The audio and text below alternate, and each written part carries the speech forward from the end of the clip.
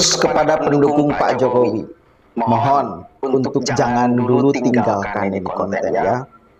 Apalagi saya yakin, saya pribadi ingin tahu ceritanya. Bagaimana sampai Pak Jokowi bisa berpihak kepada Prabowo Subianto dan akhirnya merestui Gibran menjadi cawapres Prabowo Subianto. Awal mulanya dari apa sih? Ternyata masalahnya sangat kompleks sudah. Bahkan bila saya menjadi Pak Jokowi, saya akan melakukan hal yang sama. Dan saya yakin bila kalian mendengarkan cerita ini sampai tuntas, kalian pun akan melakukan hal yang sama. Ini ceritanya sangat panjang, maka mohon untuk sediakan tempat yang enak, yang nyaman. Kalau mau sambil tiduran, sambil ngopi. Dengarkan sampai tuntas. Dari mulai keberpihakan Pak Jokowi kode-kode kepada Pak Ganjar, sampai pada akhirnya berpihak kepada Prabowo Subianto, dan yang paling mengagetkan menyodorkan Gibran menjadi cawapres Prabowo Subianto. Ada apa di balik ini semua? Ceritanya seperti apa sih? Permasalahan dengan PDIP dengan Ibu Megawati sekompleks apa sih? Oke, kita mulai masuk terhadap ceritanya. Ini sumbernya langsung dari orang yang pernah bertemu dengan Pak Jokowi, dan Pak Jokowi menceritakan secara panjang lebar. Pertama, dari mulai 14 Januari 2024 ada WA masuk dari ajudan Presiden. Selamat siang Pak Rudi. Ini yang uploadnya juga Pak Rudi ya, Rudi Palinka. Permohonan Bapak untuk bertemu dengan Presiden sudah disetujui oleh beliau. Dimohon besok tanggal 15 Januari hadir untuk bicara langsung. Saat bertemu dengan Presiden Jokowi, senyum sumringah ditampilkan oleh beliau. Saya katakan, wah Pak Jokowi, ini adalah pertemuan ketiga kalinya saya dengan Bapak. Terakhir ketemu di tahun 2016. Dan saya senang Bapak masih ingat saya. Beliau lalu persilahkan saya duduk sangat akrab. Gue katakan maksud dan tujuan ketemu dengan Pak Jokowi adalah menanyakan semua pertanyaan-pertanyaan sensitif yang banyak beredar di masyarakat sekaligus menjadi keresahan publik. Saya adalah loyalis Pak Jokowi yang perlu mendapat jawaban langsung. Buka gue ke beliau. Kemudian beliau mengangguk dan tersenyum khas menyetujui maksud kedatangan gue.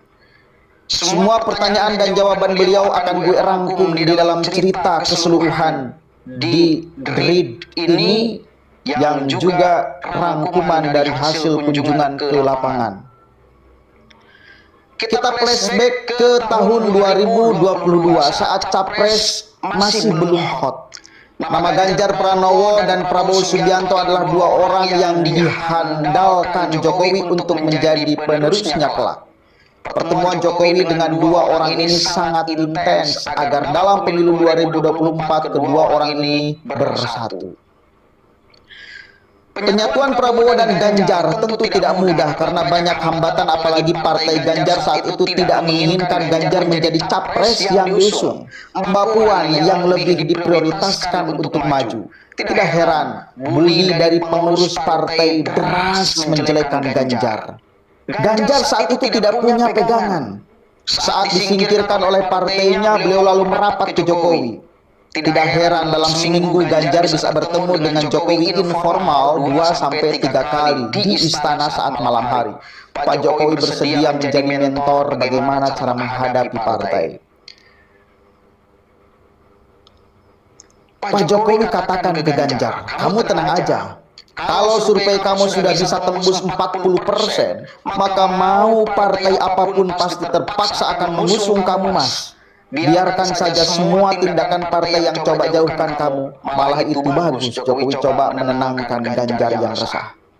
Terbukti selama masa penjoliman Ganjar oleh partai, survei Ganjar naik hingga di akhir tahun 2022 mencapai hampir 30%.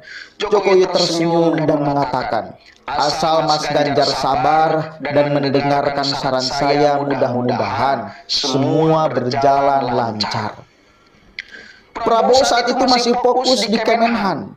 Saat-saat tertentu, Pak Jokowi mengajak beliau, tentunya bersama Ganjar, menghadiri acara-acara yang nampaknya tidak ada kaitan dengan kementerian yang bersangkutan.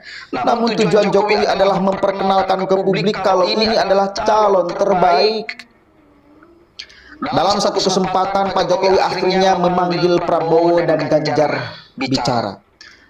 "Bapak-bapak, saya tidak akan memprioritaskan salah satu. Silahkan berkompetisi yang sehat untuk menentukan siapa yang terbaik menjadi capres. Dan jurinya adalah survei tertinggi."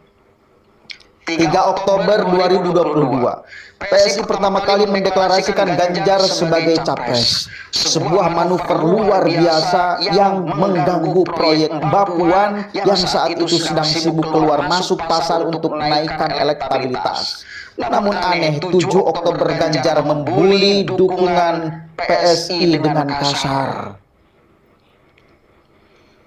Candaan Ganjar ke PSI masih dianggap biasa, walau sudah menandakan niat kurang baik atas upaya Jokowi. Dan puncaknya terjadi pada tanggal 12 Maret 2023 saat Hasyim menyatakan Prabowo lebih senior dibanding Ganjar, maka tidak mungkin jadi cawapresnya Ganjar. Ganjar resah dengan statement Hasyim karena merasa manuvernya lebih tinggi dan dia sampaikan hal ini ke Jokowi. Apa tanggapan Jokowi? "Sudah, tenang saja Mas Ganjar. Nanti saya yang bicara dengan Pak Prabowo agar disampaikan ke Hasyim." Lalu, Ganjar menganggap bahaya jika Jokowi tidak mampu membujuk Prabowo. Padahal Prabowo sudah berkali-kali katakan kepada Jokowi kalau tanpa restu Jokowi beliau tidak akan maju di Pilpres 2024. Disinilah mulai perpecahan, rasa curiga Ganjar jika dia dikhianati. Melihat kondisi seperti ini, petinggi partai mulai mendekati Ganjar. Mereka hendak menarik pengaruh Jokowi dari Ganjar. Survei Puan yang gak naik-naik walau sudah digaspol. Salah satu penyebabnya, masih ingat kan saat Puan marah-marah saat belusukan? Ingat kan? Oke. Bulan Maret ada bulan krusial, desakan publik agar partainya Ganjar segera umumkan capres. Ketum sudah menyerah, beliau sudah sampaikan ke Puan, "Saya sudah jalankan semua usaha untuk membela kamu menjadi capres, tapi maaf, survei jeblok, 2025 saya akan mundur dari politik." Ketika Ketum nanti lengser, beliau mau partainya ciptakan rekor hat-trick Pileg dan Pilpres. Kemudian suara partai dapat persentase tinggi, di mana menurut konsultan politik partai menyatakan harus dapat suara ke pemilih Muslim. Isu menarik adalah soal Palestina. Konsultan partai melihat isu Palestina harus diledakkan di waktu yang pas dan kebetulan ada acara final Piala Dunia U20 di Indonesia. Sekali dayung bisa 2 pulau, naikin elektabilitas dan menguji loyalitas Ganjar sebagai kader partai. Ganjar dihubungi oleh petinggi partai. "Jika kamu mau dapat tiket capres partai, maka Ketum minta kamu berbuat sesuatu untuk partai. Tolak U20 dengan alasan ada Israel. Ini bukti kamu juga mau tinggalkan Jokowi dan loyal ke Ketum." Dan Ganjar pun setuju dengan iming-iming ini. Tanggal 23 Maret 2023, Ganjar menyampaikan statement menolak timnas Israel di U20 dengan alasan menyetujui perjuangan partai. Sebuah manuver yang sangat mengecewakan Pak Jokowi karena tidak ada koordinasi sama sekali dengan beliau. Sebuah aksi yang mendadak. Mendengar keresahan Pak Jokowi, Ganjar menghindar karena dia patuh dengan arahan partai untuk mulai jaga jarak dengan Pak Jokowi. Maka dia hanya sampaikan alasan-alasan penolakan ke Mensesnek saja. Partai tidak mau Ganjar kelak akan jadi Jokowi Part 2. Partai menganggap Jokowi tidak memberikan manfaat yang banyak buat kepentingan partai. Jatah menteri-menteri dibatasi dan tidak diberikan jatah basah. Kita masih ingat saat Ketum bilang, kami pemenang pemilu kok dikasih menterinya cuma segitu. Ganjar harus nurut. Pak Jokowi memendam kekecewaan di dalam hati. Beliau masih punya harapan dan berpikir positif. Mungkin jika pas saatnya, saya akan menasihati Ganjar untuk balik berpikir demi kepentingan negara semata. Disinilah luar biasa kebesaran hati beliau. Statement Ganjar soal penolakan Israel di U20 mendapat sentimen negatif dari publik. Di bulan Februari 2023, survei Ganjar sudah di angka 37%. Publik melihat Ganjar tidak tulus, terlalu disetiri partai. Karena itu, sebutan petugas partai menjadi negatif dari sini. Pasca penolakan U20, publik makin bersimpati pada Pak Jokowi. Apropos ratingnya melesat, Jokowi dianggap korban ambisi partai. Sebaliknya, elektabilitas Ganjar melempem di bulan April 2023 turun 11%. Dalam kurun menjadi 26%. Ganjar dan partai panik. Partai menginginkan publik melihat kalau Jokowi itu hanya petugas partai yang nurut atas perintah ketum. Maka dibuatlah acara deklarasi Ganjar jadi capres secara dadakan pada 21 April di saat umat muslim hendak jalankan puasa terakhir dalam kurung takbiran tanpa alasan yang jelas. Undangan ke Jokowi disampaikan 1 hari sebelumnya, padahal beliau sedang balik kampung ke Solo. Ketika disampaikan perintah ini, Jokowi kembali kecewa. Mengapa tidak ada konsultasi ke beliau? Mengapa harus dadakan dan sebagainya? Pergerakan presiden tanpa rencana itu mahal. Disinilah titik kekesalan kerabat dan keluarga Jokowi memuncak.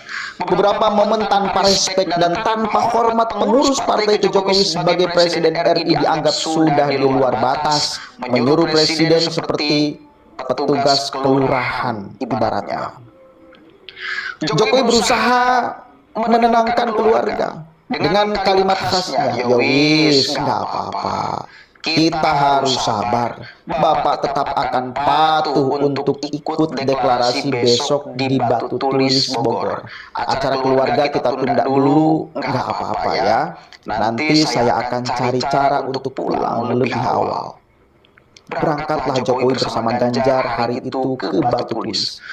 Pembicaraan keduanya selama di perjalanan sudah berjarak. Jokowi lebih ingin menilai Ganjar sudah sejauh mana berubah. Sementara Ganjar ingin tampilkan dia sekarang orang ketum banget.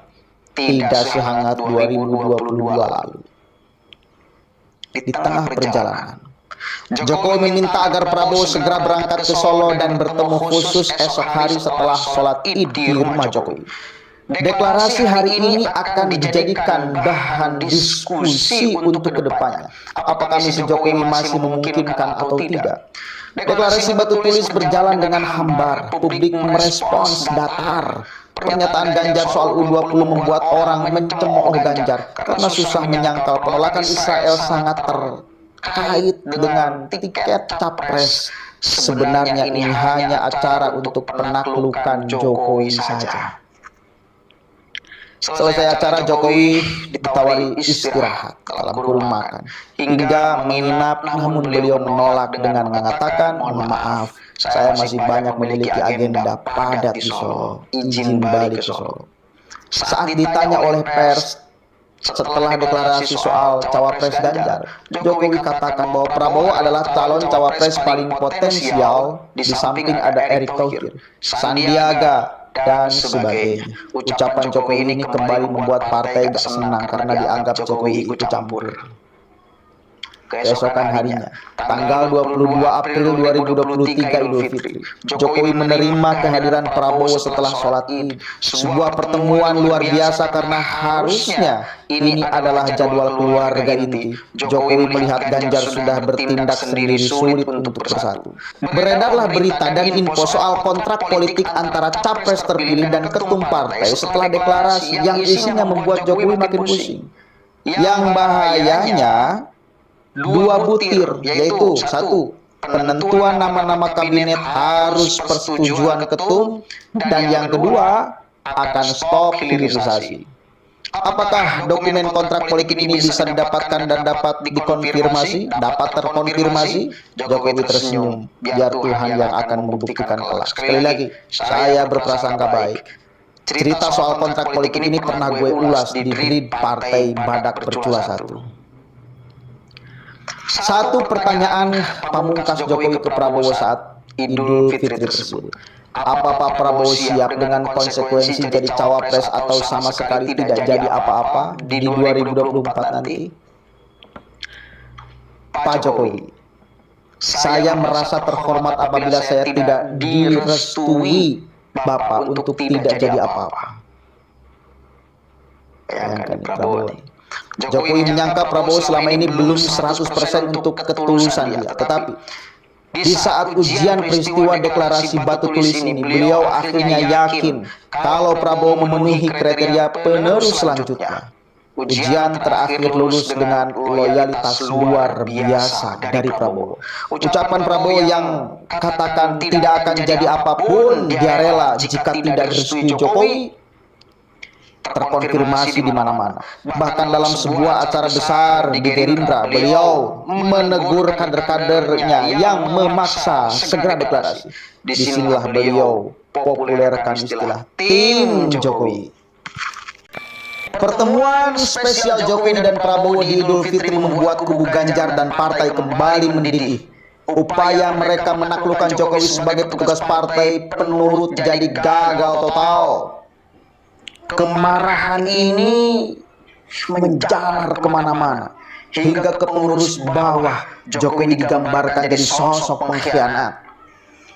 Serangan ke keluarga Jokowi sangat masif lewat hinaan dan bulian ke ponsel milik ajudan Gibran, dari kader rendah sampai kader tinggi.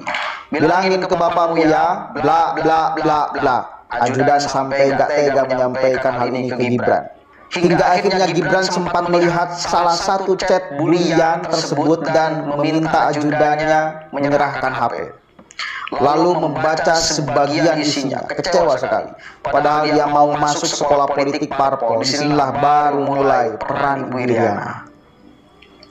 Hinaan kepada keluarga presiden akhirnya sampai ke meja makan keluarga Jokowi. Bu Iriana sangat kecewa dengan sikap beberapa kader partai yang tidak ada sedikit pun respek mereka ke keluarga ini. Lalu seorang ibu untuk melindungi keluarga muncul.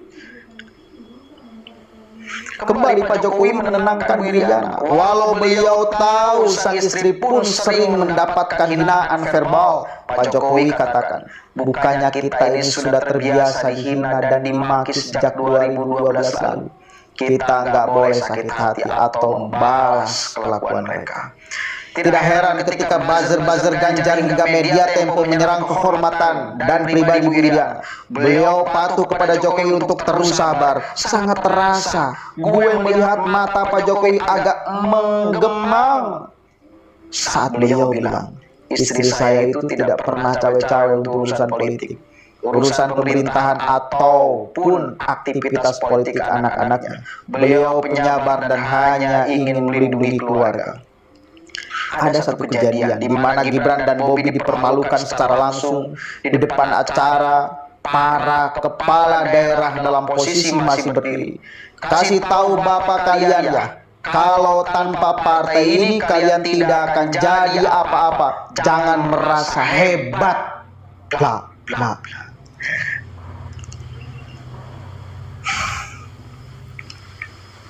Enak gak kalian dikit-dikit, ha?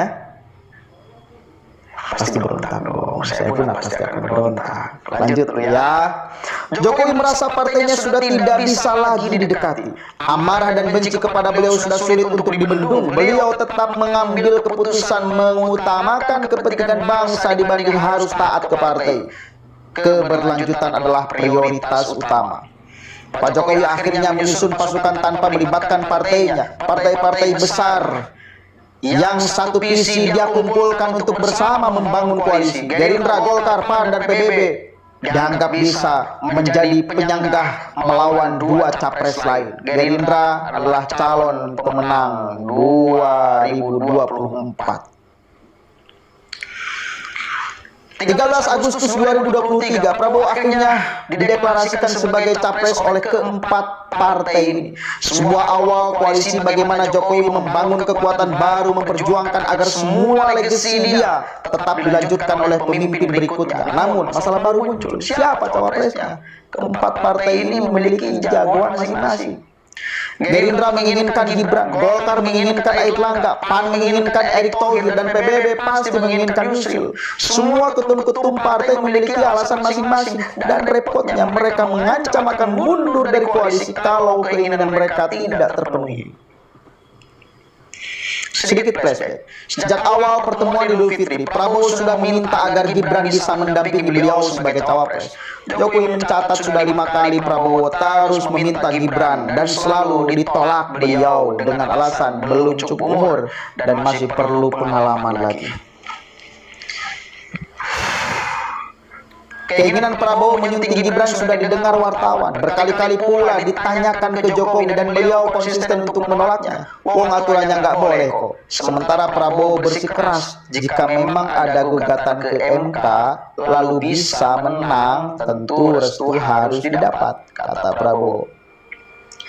Gibran sendiri tidak mau melakukan gugatan ke MK saat itu, walau sebenarnya itu hak dia untuk ajukan ke MK. Jokowi katakan, pemerintah aja sering kalah jika berperkara di MK. Silakan googling.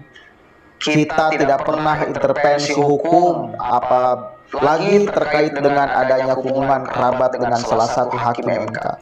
Gibran sendiri saat itu sudah ditawari jadi cawapres oleh partai pengusung capres selain Prabowo. Nasdem dan PDIP sudah membuka pintu sebesar-besarnya agar Gibran mau jadi cawapres mereka. Pak Jokowi menyarankan sepenuhnya keputusan kepada Gibran. Dan keputusan MK pun akhirnya keluar di injury time. Tidak secara spesifik untuk Gibran, tapi Gibran bisa maju sebagai cawapres karena diksi pernah jadi kepala daerah walau tak cukup umur. Paman Gibran dijadikan sasaran tembak untuk mengatakan semua ini pasti karena Jokowi. Ada kesedihan Jokowi, mengapa di kasus ini lagi-lagi dia menjadi sasaran tembak membencinya. Beliau katakan ada 9 hakim di sana yang memiliki suara. Betulkah satu orang bisa pengaruhi 4 untuk setuju? Mengapa hanya satu orang yang dihukum? Bagaimana kalau Gibran memilih menjadi capres selain Prabowo? Cawapres selain Prabowo?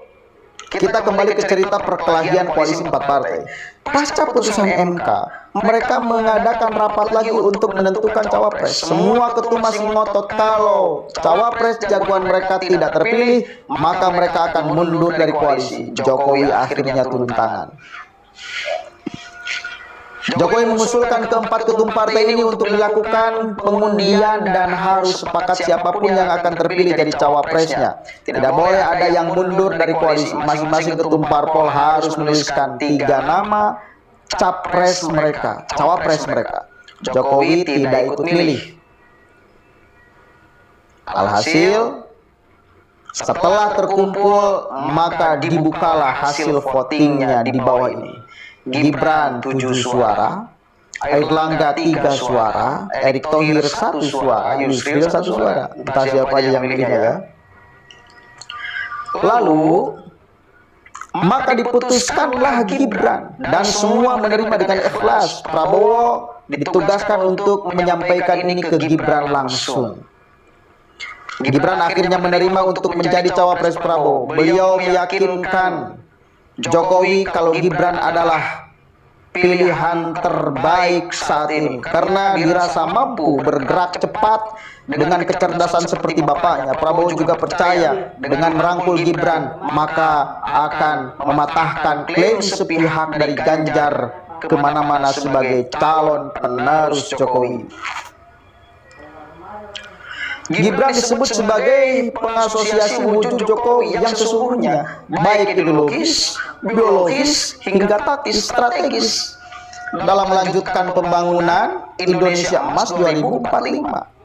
Ganjar tidak akan bisa lagi mengklaim dirinya sebagai penerus Jokowi setelah ini. Capek bentar ya.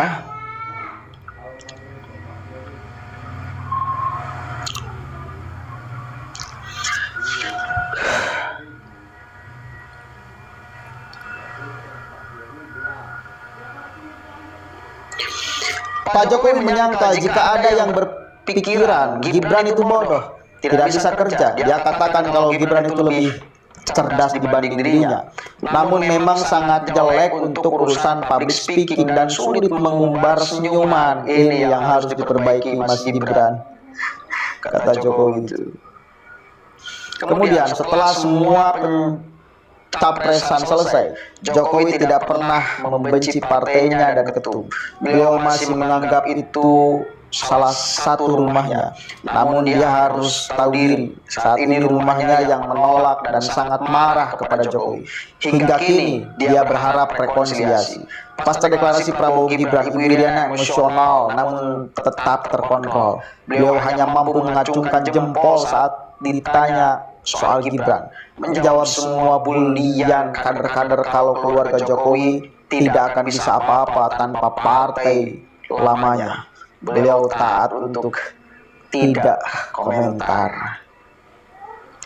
Pak Jokowi memiliki keinginan Indonesia di tahun 2045 akan memiliki pendapatan per kapita di atas US dollar 12.000 sehingga bisa menjadi salah satu negara maju di dunia. Beliau salah satu presiden Indonesia yang masih memikirkan keberlanjutan setelah pensiun. Apa keinginan Jokowi setelah pensiun? Akankah jadi ketum partai? Beliau menggeleng kepalanya menandakan itu tidak menarik. Yang pasti dia akan tetap berada sebagai pembina koalisi partai pendukung Prabowo Gibran, mengawasi jika ada yang keluar jalur. Saya mungkin akan bertani setelah pensiun nanti. Makanya saya tidak memilih rumah di Menteng atau Kuningan seperti beberapa mantan presiden sebelumnya. Inilah penempatan tanah yang akan diberikan negara ke Jokowi setelah pensiun di daerah Karanganyar Jateng. Sebagai penutup, Jokowi berpesan, beliau tidak akan bermusuhan dengan siapapun saat jelang pensiun nanti. Perseteruan dengan partai dan ketum tentu tidak diinginkan berlarut-larut. Jika harus pisah pun, dia akan lakukan dengan baik.